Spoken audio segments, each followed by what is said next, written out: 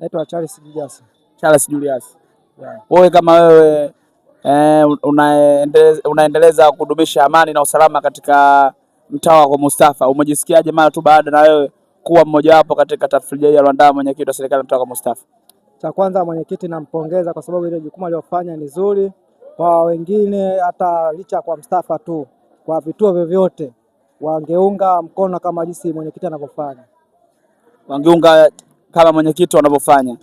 Ina maana yeye ni jambo lake hili analifanya jambo zuri, na jambo hili naona limekuwa endelevu. Maana tulikutana hapa katika Eid Fitri mpaka leo tupo katika Eid Iliaji kama sikosei. Ndio, ni kweli. Ni kweli kabisa. Ni kweli. Wewe kama wewe unatoa neno gani kwa mwenyekiti wa serikali ya mtaa wa Mustafa? Mimi nampongeza sana mwenyekiti, Mungu amjalie, ampe maisha marefu. Asante sana. Nashukuru.